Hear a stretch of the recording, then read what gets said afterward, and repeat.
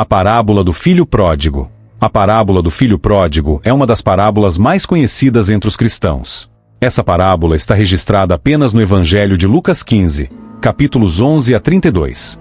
No capítulo 15 de Lucas temos o registro de 3 parábolas de Jesus. Esse é o capítulo da ovelha desgarrada, da dracma perdida e do filho que se foi. Mas também esse é o capítulo da ovelha recuperada, da dracma encontrada e do filho que voltou. Mais ainda, esse é o capítulo onde o pastor busca a ovelha, a mulher procura diligentemente sua moeda de prata e onde o pai aguarda pacientemente o retorno do filho. São 3 parábolas: a parábola da dracma perdida, a parábola da ovelha perdida e a parábola do filho pródigo. Essa última talvez seja a mais conhecida de todas as parábolas de Jesus. O que significa filho pródigo? A palavra pródigo originalmente transmite um sentido de extravagância descuidada. Na aplicação original, o pródigo é aquele que age de uma forma extravagante, além dos limites. É por isto que em nosso idioma o significado de pródigo pode ser tanto esbanjador e gastador como generoso, magnânimo e abundante ao distribuir. Vale dizer que o título Parábola do Filho Pródigo não foi divinamente inspirado.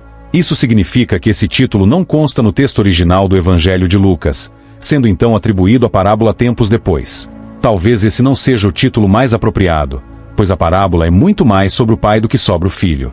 Por este motivo é que alguns estudiosos ao longo do tempo preferiram chamar essa parábola por outros títulos. Por exemplo, Parábola do Pai que Espera, Parábola do Pai Pródigo e Amor Pródigo para o Filho Pródigo. Contexto da parábola do Filho Pródigo. Quando Jesus contou a parábola do Filho Pródigo, ele estava cercado por publicanos e pecadores que se reuniram para ouvi-lo. Os publicanos eram os cobradores de impostos, judeus que estavam a serviço do Império Romano. Os publicanos eram vistos pelo povo como traidores que extorquiam os próprios irmãos. Já os pecadores eram as pessoas moralmente marginalizadas e de má reputação na sociedade. Essas pessoas não possuíam um padrão de vida aprovado pelos religiosos da época, e, por isso, elas eram excluídas por eles. Aos judeus era recomendado que evitassem ao máximo ter contato com essas duas classes de pessoas. Na verdade, os rabinos nem mesmo ensinavam tais pessoas. No entanto, Jesus fazia diferente. Jesus contrariava aquela religiosidade hipócrita. Jesus não apenas tinha contato com aquelas pessoas, mas também comia com elas, e mais além, ele as buscava. Foi assim com Mateus, um publicano escolhido para compor o grupo dos 12 apóstolos. Esse tipo de comportamento escandalizava os fariseus e os doutores da lei. Eles ficavam indignados, e frequentemente questionavam Jesus acerca disto. O capítulo 15 do Evangelho de Lucas foi uma dessas ocasiões. Os rabinos da época concordavam que Deus recebia o pecador arrependido, mas eles não compreendiam que é o próprio Deus quem busca tais pecadores. Jesus respondeu àqueles religiosos contando 3 parábolas, entre elas a parábola do filho pródigo. As 3 parábolas inegavelmente transmitem uma mensagem central: o extraordinário amor de Deus pelos perdidos. Esse certamente é o ensinamento principal da parábola do filho pródigo. Explicação e significado da parábola do filho pródigo. A parábola do filho pródigo é muito rica em detalhes, de forma que grandes sermões já foram pregados de perspectivas diferentes. Podemos usar essa parábola, por exemplo, para aprendermos sobre relacionamentos familiares, embora esse não seja o sentido principal dessa parábola. O segredo para interpretarmos as parábolas de Jesus é nos atentarmos à sua mensagem principal. Não precisamos atribuir significado a todos os elementos de uma parábola, mas devemos direcionar a nossa atenção para o que realmente Jesus estava ensinando. A parábola do filho pródigo fala de 3 personagens: o pai, o filho mais novo e o filho mais velho. Apesar de Jesus não ter nomeado especialmente cada um dos personagens na ocasião em que foi contada essa parábola, esses 3 personagens claramente tinham significados específicos. O pai representava Deus, o filho mais novo representava os publicanos e pecadores, e o filho mais velho os escribas e fariseus. Porém, como toda palavra de Deus, o ensino presente na parábola do filho pródigo rompe as barreiras do tempo. Ela é tão atual para nós hoje quanto foi há 2000 anos. Da mesma forma como aquelas pessoas puderam ver a si mesmos enquanto Jesus contava a parábola do filho pródigo, hoje nós também podemos nos identificar como se estivéssemos na frente de um espelho enquanto lemos essas palavras de Jesus. Quando olhamos para o filho mais novo, talvez possamos dizer: esse sou eu. Ou, quando olhamos para o filho mais velho, talvez também possamos dizer: acho que estou me comportando como ele. É importante dizer que Jesus direcionou a parábola do filho pródigo aos escribas e fariseus. É comum vermos essa parábola sendo usada apenas com ênfase no filho mais novo, e geralmente aplicada àqueles que deixaram a casa do pai. Porém, Jesus enfatiza muito mais o filho primogênito do que o mais novo, fazendo com que a própria parábola aponte especialmente para os religiosos. A seguir, vamos meditar na exposição do texto bíblico que registra a parábola do filho pródigo. A atitude do filho mais novo. Disse-lhe mais: certo homem tinha 2 filhos. O mais moço deles disse ao pai: Pai, dá-me a parte dos bens que me cabe. E ele lhes repartiu os haveres. Lucas 15, 11, 12.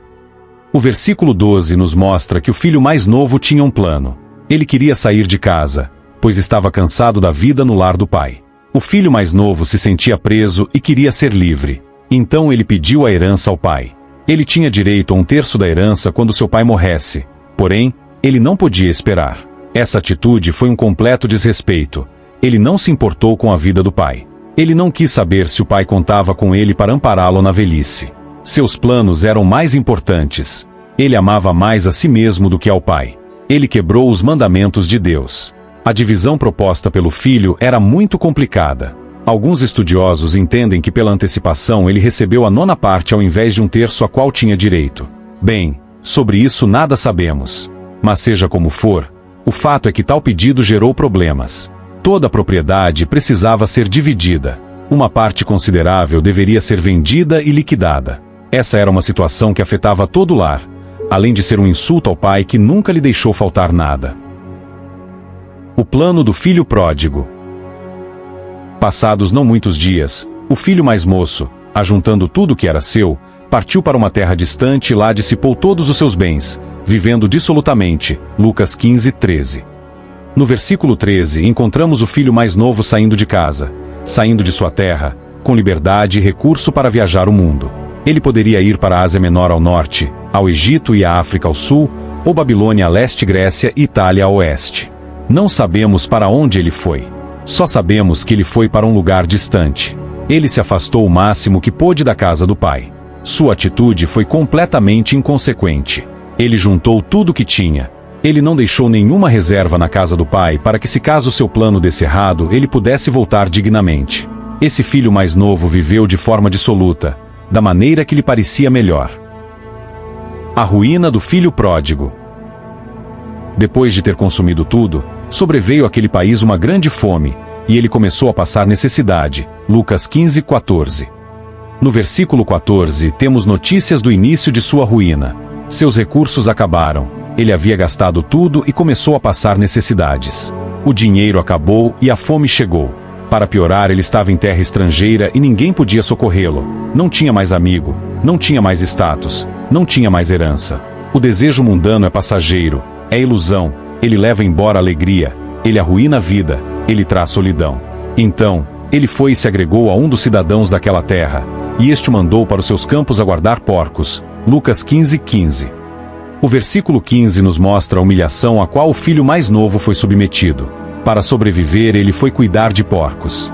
Devemos nos lembrar de que ele era um judeu, e como tal não podia ter contato com porcos. Estes animais eram considerados imundos pela lei. Levítico 11, 7. Os rabinos consideravam as pessoas que cuidavam de porcos amaldiçoadas. Com isso percebemos que ele perdeu seus recursos, sua religião e consequentemente sua identidade. Ali, ele desejava fartar-se das alfarrobas que os porcos comiam, mas ninguém lhe dava nada. Lucas 15, 16. No versículo 16 somos informados que ele sentiu tanta fome que desejou comer as lavagens que eram dadas aos porcos, porém o texto parece indicar que ele não chegou a comê-las. Entretanto, o não comer não representava alguma dignidade para ele, ao contrário, representava o castigo da fome. A transformação do filho pródigo. Então, caindo em si, disse: Quantos trabalhadores de meu pai têm pão com fartura, e eu aqui morro de fome. Lucas 15, 17. Já o versículo 17 nos mostra o momento de seu arrependimento. Lemos que ele caiu em si. No original seria algo como recobrou seu senso ou quando voltou a si mesmo. Nesse momento vemos que ele sentiu saudade de casa. Ele descobriu que os empregados temporários de seu pai eram mais dignos do que ele, de modo que tais empregados diaristas tinham que comer, e ele morria de fome. Levantar-me-ei, e irei ter com meu pai, e lhe direi: Pai, pequei contra o céu e diante de ti, já não sou digno de ser chamado teu filho. Trata-me como um dos teus trabalhadores. Lucas 15, 18, 19. Perceba que nos versículos 18 e 19 ele reconheceu o seu erro. Naquele momento ele soube que seu abandono foi precipitado, que sua decisão foi insensata. Também entendeu que o que fez não foi apenas um erro, foi um pecado. Ele havia pecado contra Deus e contra o Pai. Ele compreendeu quão ingrato ele havia sido, e sabia que não poderia mais ser chamado de filho, então queria ser um empregado temporário. Nesse exato momento aquele filho mais novo já não era mais o mesmo rapaz inconsequente que saiu da casa do pai. Ele havia sido transformado. Um pai pródigo para um filho pródigo. E, levantando-se, foi para seu pai. Vinha ele ainda longe, quando seu pai o avistou, e, compadecido dele, correndo, o abraçou e beijou. Lucas 15, 20. No versículo 20 lemos que o pai avistou o filho que estava retornando. O pai nunca havia perdido o interesse no filho, e uma vez e outra sempre estava olhando o caminho à espera do dia que o filho voltaria. O filho, quando partiu, achava que nunca mais voltaria ali, mas o pai tinha certeza de que um dia ele estaria de volta. Isso fica muito claro na reação do pai. O texto bíblico diz que o pai se compadeceu profundamente. Ele correu para o filho. Naquela época um ancião não podia correr, isso era indigno, mas o pai não se importou com a humilhação. O que importava era o filho a quem ele estava buscando no caminho. O pai o abraçou, não olhando para as condições em que seu filho estava se aproximando.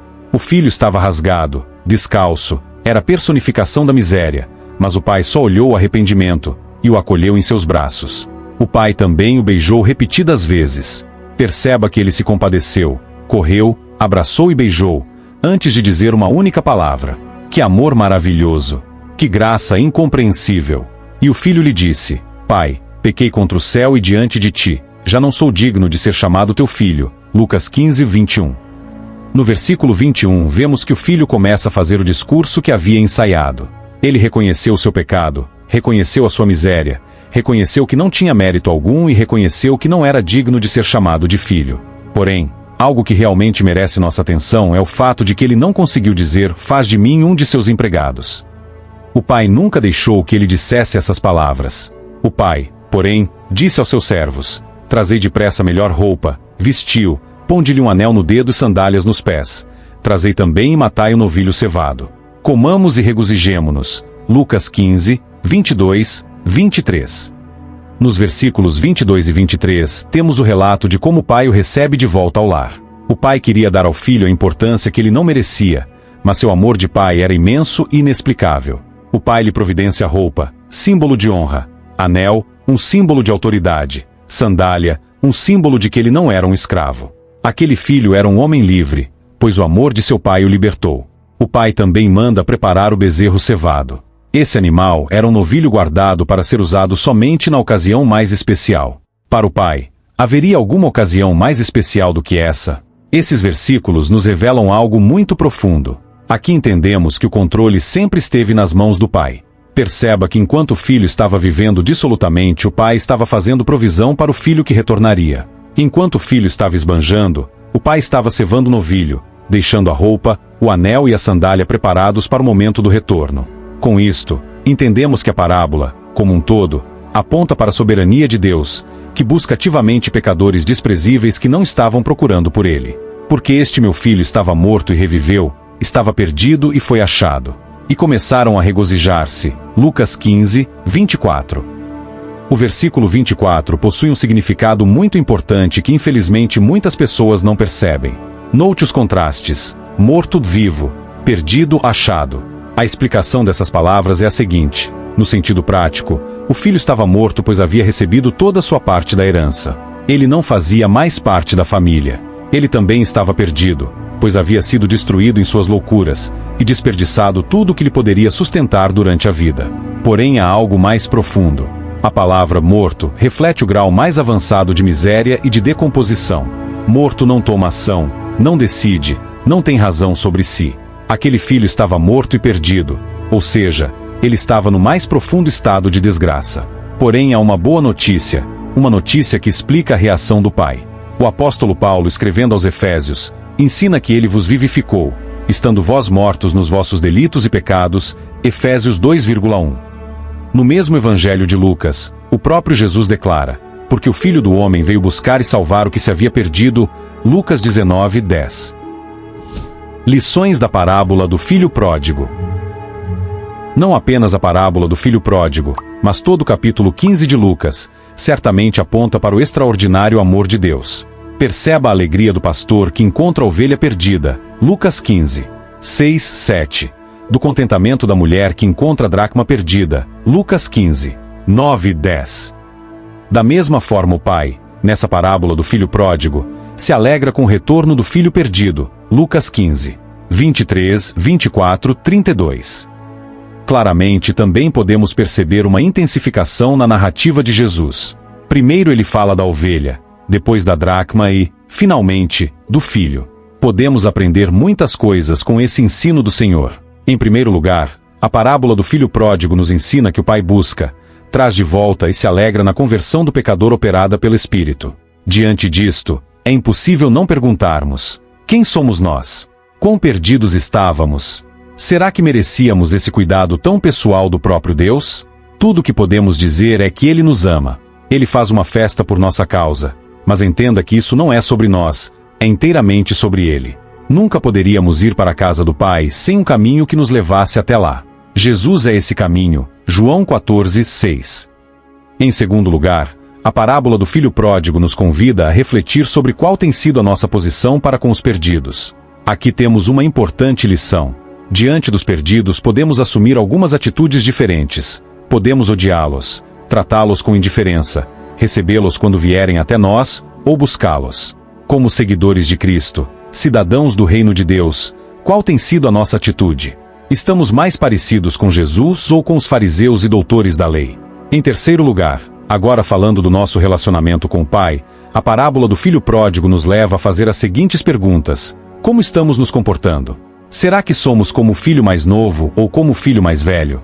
O filho mais novo apenas queria sua parte na herança, e a maneira que ele achou para conseguir isso foi sendo ruim, se afastando e indo embora.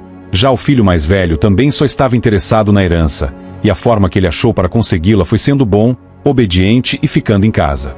Você percebe que ambos eram ruins? A ruína do filho mais novo foi sua precipitação, inconsequência, insensibilidade e desobediência. Já a ruína do filho mais velho foi seu comprometimento, sua obediência, seu bom serviço e sua sensibilidade superficial. O filho mais novo se afastou do pai por ser muito mau, enquanto o filho mais velho se afastou por ser muito bom. Em quarto lugar, a parábola do filho pródigo nos traz um grande alerta. É impossível não falarmos sobre o que ocorre com os dois filhos. A parábola termina com o filho mais novo dentro de casa, participando da festa que o pai promoveu. Por outro lado, a parábola também termina sem mostrar o filho mais velho retornando à casa do pai para se alegrar com seu irmão que voltou. Não temos nenhuma autorização para irmos além do que o texto bíblico diz. Especificamente na parábola do filho pródigo não sabemos o que ocorreu com o filho mais velho, porém sabemos que esse filho era uma figura dos escribas e fariseus, os mesmos que acabaram crucificando Jesus, Atos 7:52. Como o filho mais velho, esses religiosos tentavam se auto-justificar. Eles se achavam bons demais, tão bons a ponto de praticamente entenderem que alguém como eles nunca poderia ser privado do paraíso. Hoje, muitas pessoas se comportam como o filho mais velho. Elas não faltam aos cultos, são obedientes, oram, jejuam e fazem tudo o que podem. Porém nada é verdadeiro, tudo é por interesse. Essas pessoas acham que suas boas obras serão capazes de salvá-las. Essas pessoas cantam os nossos hinos, usam a nossa Bíblia, dizem ser um dos nossos, e até chamam nosso Deus de Pai. Mas elas são estranhas dentro de casa. Haverá um dia em que fatalmente ouvirão: nunca vos conheci. Apartai-vos de mim, vós que praticais a iniquidade. Mateus 7:23. Os filhos mais velhos não entendem nada sobre a graça de Deus. Eles não compreendem que tudo é pelo mérito de Cristo, e que não há nada em nós mesmos que possa nos credenciar a salvação. Se Deus se alegra na presença de seus anjos por um pecador arrependido, se hoje temos morada na casa do Pai, e se não estamos mais mortos e perdidos em nossos pecados e delitos, isso tudo é pela obra redentora de Cristo na cruz.